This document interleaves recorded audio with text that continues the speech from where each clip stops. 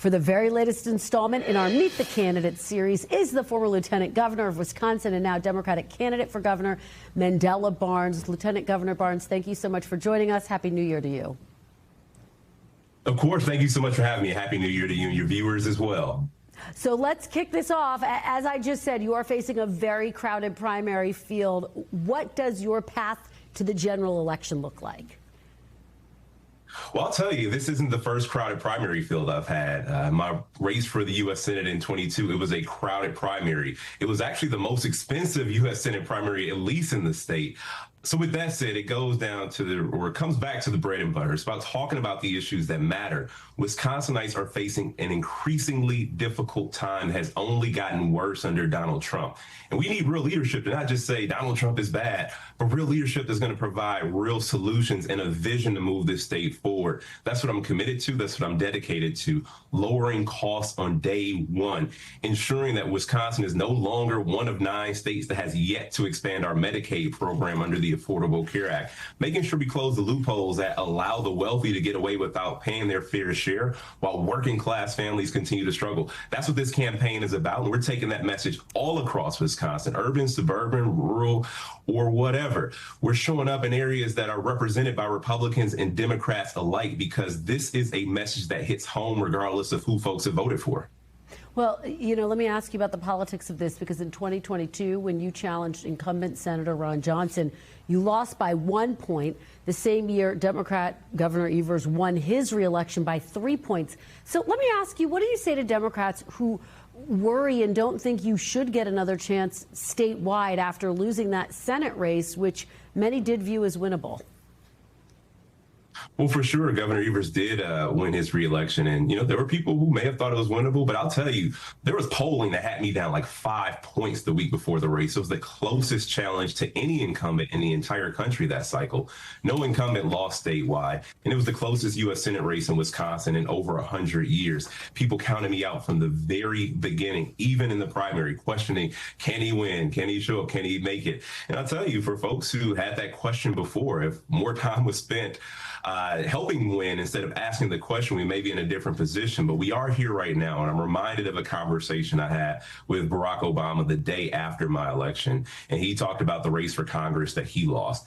He was, he was sure to get back to the work that got him there in the first place. He got back into organizing. That's exactly what I've been up to these last few years, doing the hard work to help lower people's energy costs through the Inflation Reduction Act, and also working to increase voter participation in Milwaukee and all across the state, and fighting to protect our democracy. Milwaukee had the highest voter turnout of the 50 largest cities in the entire country in 24. Much of that is due to the work that I was able to do with Power to the Poll, having raised over $10 million to support efforts and get folks elected across the state. I can say I'm the most experienced, the only person who has run this kind of race at this magnitude, the only person who's actually ever come out on the other side. We did win in 2018 when a lot of people questioned if we had the strength to take on then one of the most powerful governors in the country. We were successful because our message resonated. It was about lowering costs. It was about ensuring that our public schools had the funding and the resources that they need. And we're in a similar moment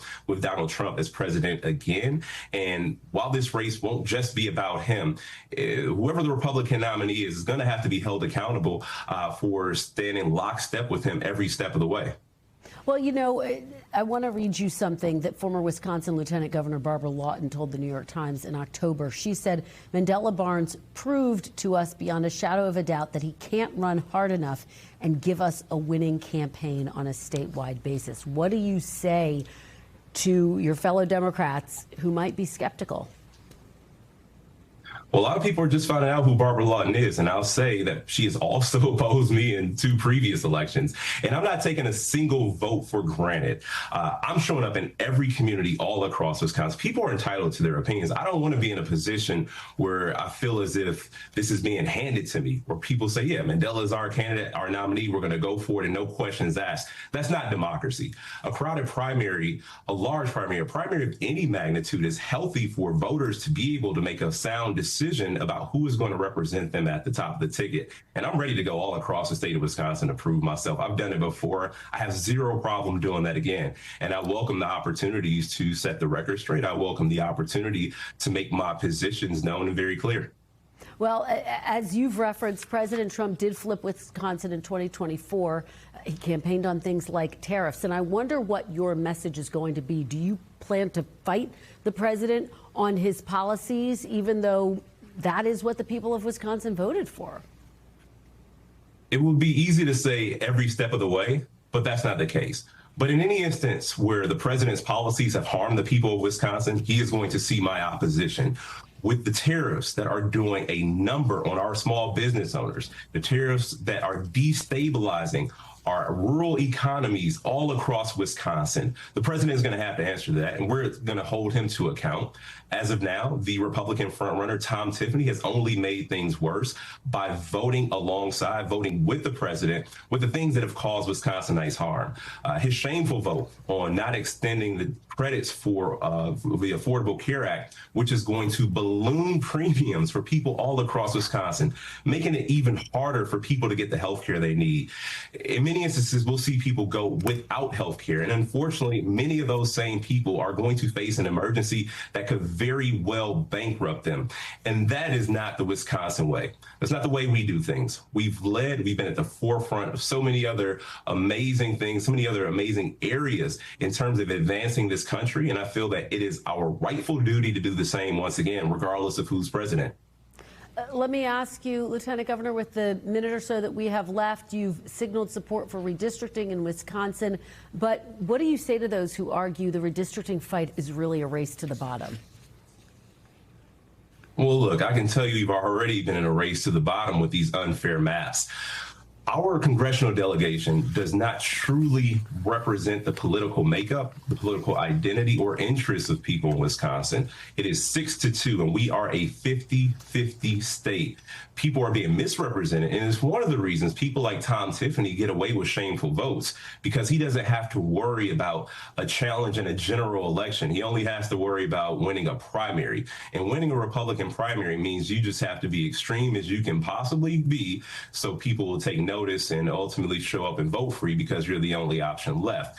We just want fairness, and we want to be able to advance Wisconsin in a way that ensures that we get the help and support from the federal government that we need. But as long as we're being misrepresented with these unfair maps, we're going to be dealt a bad hand, and Wisconsinites are going to face significant challenges and setbacks, and we're fighting against that. Fair maps means more opportunities for more people in this state. All right. Former Lieutenant Governor Mandela Barnes will follow the race very closely. Thank you so much for joining us. Really appreciate it. Thank you. We thank you for watching. And remember, stay updated on breaking news and top stories on the NBC News app or watch live on our YouTube channel.